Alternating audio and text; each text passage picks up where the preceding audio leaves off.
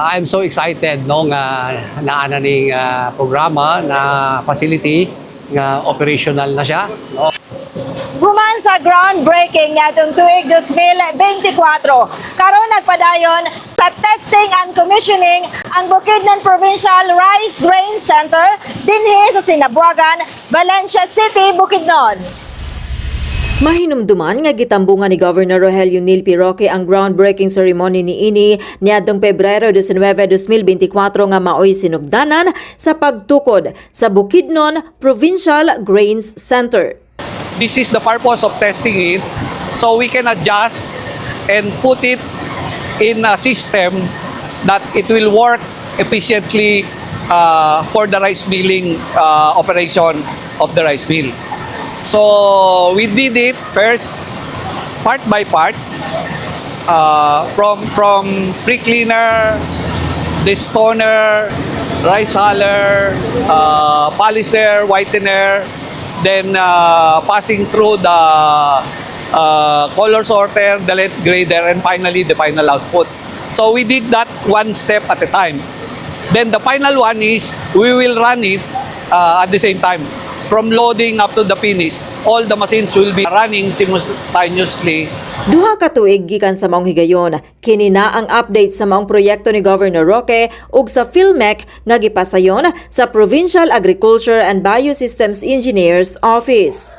Sa pinakabag-o nga plant visit, personal nga giinspeksyon ni Governor Roque ang pasilidad aron masiguro nga andam na kini alang sa hingpit nga operasyon.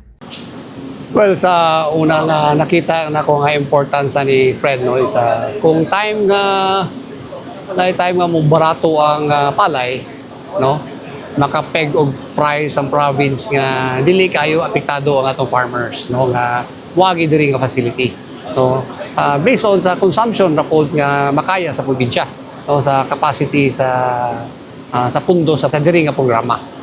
Tumong sa Grain Center nga maminusan ang pagkausik sa humay, ilabi na sa proseso sa pagpauga og pagaling, samtang ginahatagan usab og mas maayong presyo ang ani sa atong mga mag-uuma. Karon ang makit-an nato dinhi karon sa Barangay Sinabuagan, Valencia City, kung asa gibutang sa probinsya nga to ang project, mao ni siya ang upat ka mechanical dryers, no? 6 tons per batch ang capacity ani niya nga iyang mapauga, o kaning rice mill nga nasa kong likod 2 to 3 tons per hour ang input capacity ani nga state of the art ni siya nga rice mill gyud. So morning nasa to dinhi mobalor kani siya almost 70 million nga project.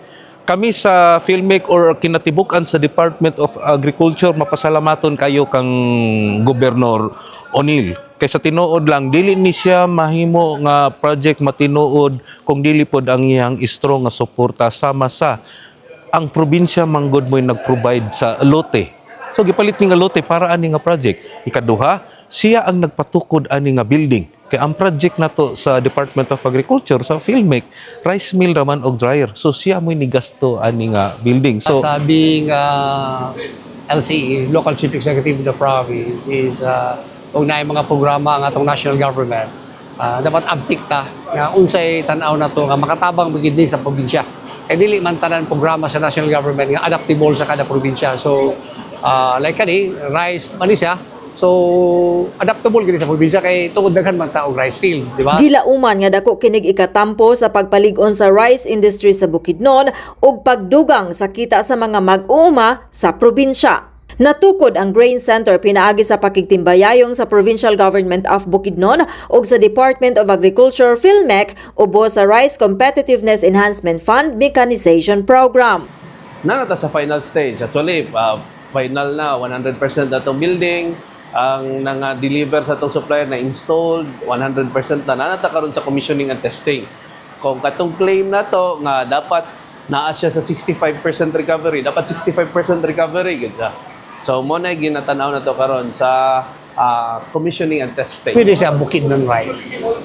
Proud province of Bukidnon. I love Bukidnon.